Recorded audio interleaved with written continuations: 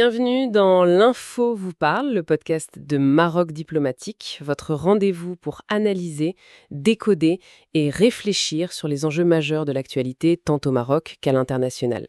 Aujourd'hui, on va explorer une réalité qui interpelle de plus en plus, cette fracture croissante du marché de l'emploi au Maroc. Effectivement, une fracture qui semble s'accentuer entre les zones urbaines et les zones rurales. C'est ça. Et c'est un constat qui ressort très nettement des dernières données publiées par le Haut Commissariat au Plan, le HCP. Oui, les derniers chiffres sont assez éloquents là-dessus. Eh bien, la situation dans le monde rural, elle se dégrade, et de façon assez préoccupante, il faut le dire. C'est le moins qu'on puisse dire. La divergence est nette. Et cette divergence, justement, elle contraste fort avec l'appel royal qui a été maintes fois réitéré pour corriger ces déséquilibres territoriaux. Un appel pour un développement plus équilibré, plus inclusif sur tout le territoire. Exactement. Alors, pour approfondir ce sujet, on va s'appuyer sur une analyse détaillée qui est parue récemment dans nos colonnes sur Maroc Diplomatique. L'objectif, c'est vraiment de décortiquer ensemble cette dynamique un peu complexe d'un Maroc à deux vitesses sur le front de l'emploi. Alors, commençons peut-être par les chiffres clés, les chiffres bruts. Et ils plantent bien le décor. Qu'est-ce qui ressort principalement de ces données du HCP pour le deuxième trimestre 2025 ? Alors, ce qui est frappant, et même on peut dire alarmant, c'est cette divergence très nette des trajectoires. D'un côté, on a le milieu rural qui a enregistré une perte sèche, 107 000 postes de travail perdus, c'est énorme. Et de l'autre côté, sur la même période, les zones urbaines, elles, ont créé 113 000 emplois nets. Ah oui, le contraste est saisissant. Il est saisissant.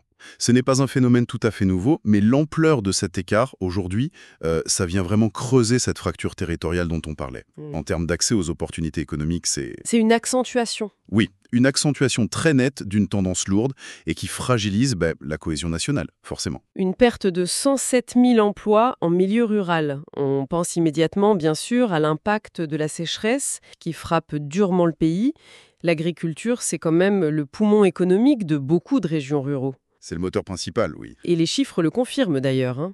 L'article le rappelle, l'agriculture, ça concentre encore plus de 63% des actifs ruraux. C'est considérable. La perte d'emploi rien que dans ce secteur agricole à 108 000 postes, sur une seule année. C'est une véritable hémorragie, oui. Une hémorragie pour l'emploi rural qui semble directement liée aux aléas climatiques, c'est vrai. C'est le facteur immédiat qu'on voit. Le lien avec la sécheresse est indéniable, mais il faut regarder au-delà de ces chiffres globaux. Il faut voir l'impact social profond derrière. Oui, qu'est-ce que ça signifie concrètement pour les gens, en fait ? Par exemple, le taux d'emploi en milieu rural, c'est-à-dire la part des personnes en âge de travailler qui ont vraiment un emploi, il a chuté. On est passé de 44,8% à 43,5% en seulement un an. Ah oui, c'est une baisse très significative. Ça touche directement les conditions de vie. Tout à fait. Et ce qui est peut-être encore plus préoccupant, c'est le recul du taux d'activité rurale. Lui, il a baissé de 1,6 points. Ça veut dire quoi exactement ? Ça veut dire qu'une part croissante de la population en âge de travailler sort carrément du marché du travail. Ces personnes ne travaillent pas et ne cherchent même plus activement un emploi. Elles sont découragées en quelque sorte. C'est un signe très fort de découragement, oui. De perte d'espoir face au manque de perspective. C'est très inquiétant comme dynamique. Et on imagine que certaines populations sont plus touchées que d'autres. Oui, absolument. Les femmes ruraux sont particulièrement affectées. Leur taux d'activité a littéralement plongé. Il atteint un niveau dramatiquement bas de 18,8%, contre 21,6% l'année précédente.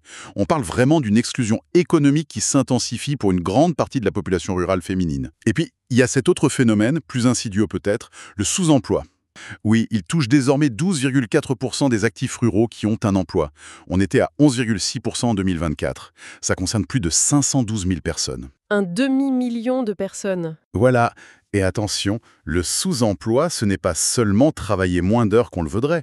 C'est aussi ce qu'on appelle parfois le sous-emploi invisible. C'est-à-dire ? Ce sont des personnes qui occupent des emplois bien en deçà de leur qualification réelle, ou alors dont la rémunération est dérisoire par rapport au travail fourni ou aux compétences qu'elles mobilisent. C'est une forme de précarité qui ne dit pas toujours son nom, mais qui est bien réelle. C'est très clair.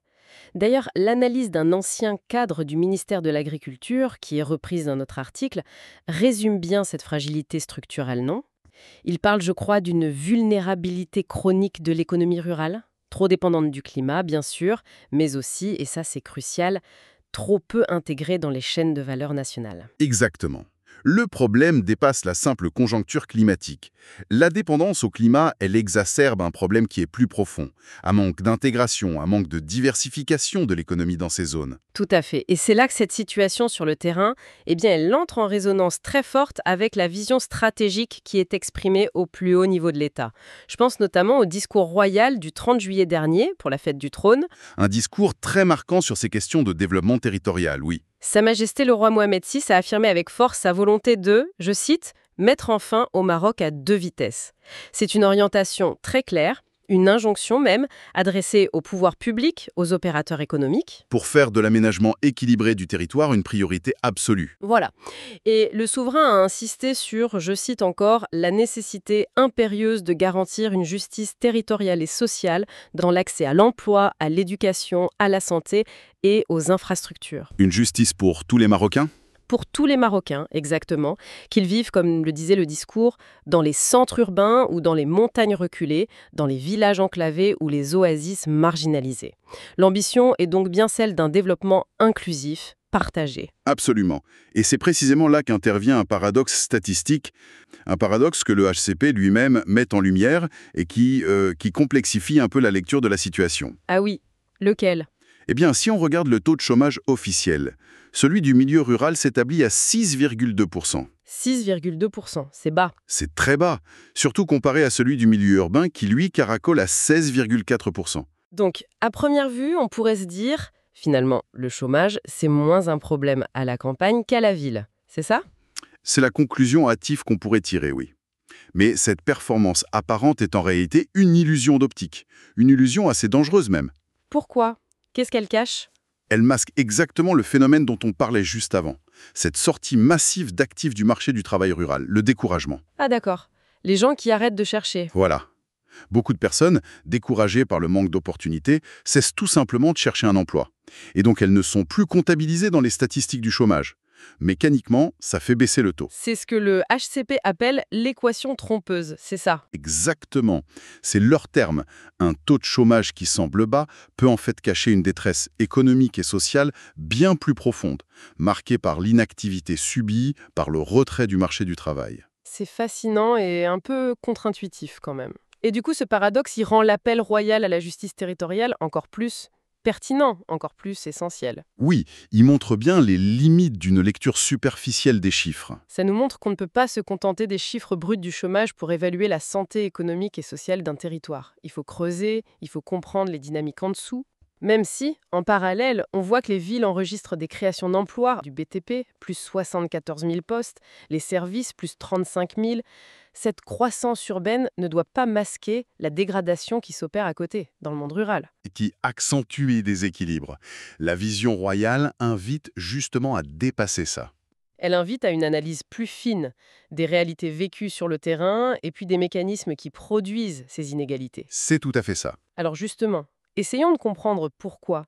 Pourquoi ce décalage persiste? On sait que des efforts importants ont été faits, notamment pour désenclaver.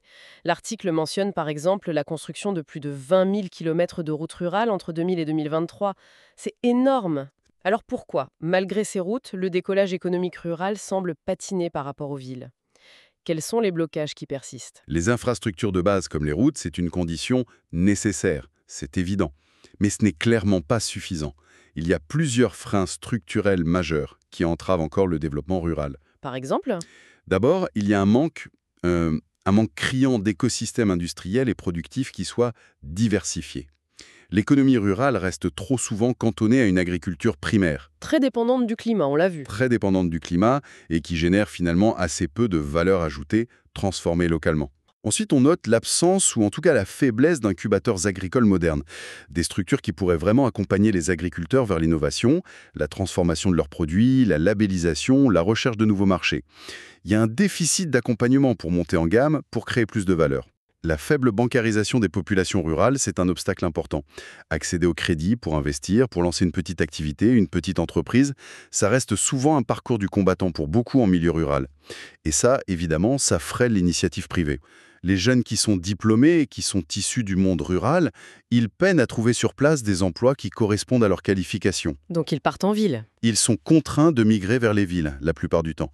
Et ce faisant, ils privent leur territoire d'origine de compétences, de dynamisme, qui seraient pourtant essentiels pour leur développement. C'est une perte sèche pour le potentiel local. C'est un cercle vicieux, en fait. Un peu, oui. Et enfin, je dirais qu'au-delà des routes elles-mêmes, il y a souvent une insuffisance de projets économiques qui soient véritablement structurants. C'est-à-dire, Pas juste des infrastructures, pas juste connectés physiquement, des projets capables de créer des filières économiques complètes, de générer des emplois durables, de la richesse localement. L'accessibilité physique, elle ne sert pas à grand-chose s'il n'y a pas d'opportunités économiques attractives au bout du chemin, vous voyez? je vois très bien.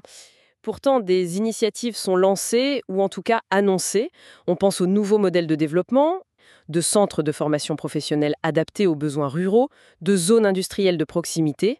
Elle montre qu'il y a une prise de conscience de la nécessité d'agir de manière plus ciblée sur l'économie rurale. Le problème, c'est souvent la concrétisation sur le terrain. La mise en œuvre. La mise en œuvre de ces projets, qui sont souvent ambitieux, elle semble fréquemment ralentie. Ralentie par des lourdeurs administratives, par des difficultés de coordination entre les différents acteurs, ou parfois par des conditions de financement un peu complexes qui retardent le déploiement effectif. Il y a un décalage.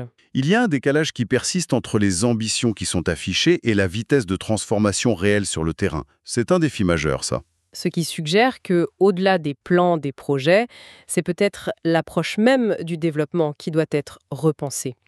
Le Conseil économique, social et environnemental, qui plaide justement pour une vision renouvelée. Oui, une perspective intéressante. Il avance l'idée d'une stratégie de réindustrialisation rurale adossée à l'innovation locale. Et surtout, il affirme que le problème n'est pas juste conjoncturel, lié à la sécheresse, etc., mais qu'il découle d'un modèle de croissance non territorialisé. Alors, qu'est-ce que ça signifie concrètement, ça, un modèle non territorialisé ? Un modèle de croissance non territorialisé, c'est, pour schématiser, un modèle qui va concentrer les efforts de développement, les gros investissements, les infrastructures majeures, dans quelques grands pôles, souvent les pôles urbains ou les zones côtières. En espérant que ça profite au reste. Voilà, en partant un peu du principe que la richesse va finir par ruisseler naturellement vers les territoires périphériques, y compris les zones ruraux. C'est une approche un peu top-down, du haut vers le bas. Et ça ne marche pas si bien que ça. Ce qu'on constate au Maroc, mais c'est vrai dans beaucoup d'autres pays, c'est que ce ruissellement automatique, il ne se produit pas vraiment, ou alors de manière très très insuffisante. L'alternative, ce serait quoi? Un modèle territorialisé? Exactement. Adopter un modèle de croissance territorialisé, c'est faire l'inverse. C'est partir des potentialités, des ressources, des savoir-faire et aussi des besoins spécifiques de chaque territoire, y compris et même surtout les zones rurales, les zones montagneuses. Partir de la base, en quelque sorte. Partir de la base, oui. Il ne s'agit plus seulement de les connecter physiquement aux villes, mais de les intégrer réellement dans les chaînes de valeur nationales, voire internationales, mais en misant sur leurs atouts propres. Quel genre d'atout? Ça veut dire par exemple diversifier l'économie locale au-delà de l'agriculture traditionnelle, développer l'agro-industrie sur place, l'artisanat de qualité, le tourisme rural, le tourisme écologique, exploiter le potentiel des énergies renouvelables qui est souvent important dans ces zones. Donc miser sur les spécificités locales? Voilà, ça implique aussi de renforcer les compétences sur place avec des formations adaptées et de créer des écosystèmes productifs locaux qui soient, oui, connectés au reste du pays, mais aussi capables d'une certaine autonomie, d'une certaine résilience. C'est une vision beaucoup plus endogène, plus équilibrée et sans doute plus juste du développement. Cette idée d'une approche plus équilibrée qui part des territoires eux-mêmes, ça fait directement écho, je trouve, à la mise en garde qui concluait le discours royal du 30 juillet dernier. Tout à fait. Sa Majesté le roi Mohamed VI avait martelé, je cite, « Notre pays ne pourra atteindre un développement durable que s'il mobilise toutes ses régions dans un esprit d'équité, de cohésion et de solidarité nationale. » Le message semble très clair, le développement futur du Maroc doit impérativement être territorialisé pour être durable et inclusif. Exactement. C'est une condition sine qua non si on veut réduire ces fractures et construire un avenir qui soit vraiment partagé. Et ça nous amène peut-être à une réflexion finale. Une question qu'on pourrait laisser ouverte pour poursuivre la réflexion. Au-delà des investissements financiers et des infrastructures physiques qui sont bien sûr nécessaires, comment est-ce qu'on peut s'assurer que les stratégies de développement qu'on conçoit pour le monde rural ne soient pas juste plaquées d'en haut? Qu'elle ne soit pas déconnectée des réalités locales. Voilà. Comment faire pour qu'elles soient vraiment élaborées avec les populations locales? Comment s'assurer que leurs besoins réels, tels qu'elles l'expriment, soient vraiment au cœur des projets? Et comment valoriser plus efficacement leur savoir-faire unique, leur connaissance très fine de leur environnement, leur potentiel spécifique. Quelle place doit-on réellement donner à l'innovation sociale, à l'initiative locale, à l'économie sociale et solidaire qui foisonne souvent dans ces territoires, mais qui reste parfois un peu invisible ou sous-estimée? C'est sans doute en trouvant des réponses concrètes à ces questions, en favorisant une véritable co-construction des politiques de développement, qu'on pourra durablement réduire cette fracture territoriale. Et transformer l'essai? Transformer l'essai, oui, d'un Maroc plus uni, plus juste et plus prospère pour tous ses citoyens, où qu'ils vivent. Une belle perspective pour conclure. Merci beaucoup pour cet éclairage très complet et merci à vous d'avoir été avec nous aujourd'hui. Pour découvrir tous nos contenus, rendez-vous sur marocdiplomatique.net et suivez-nous sur les réseaux sociaux afin de ne rien manquer de nos prochains épisodes. Si vous avez apprécié cet épisode, pensez à le partager, à vous abonner et à rester proche de Maroc Diplomatique. On se retrouve très bientôt pour un nouveau moment d'actualité, toujours engagé et vivant.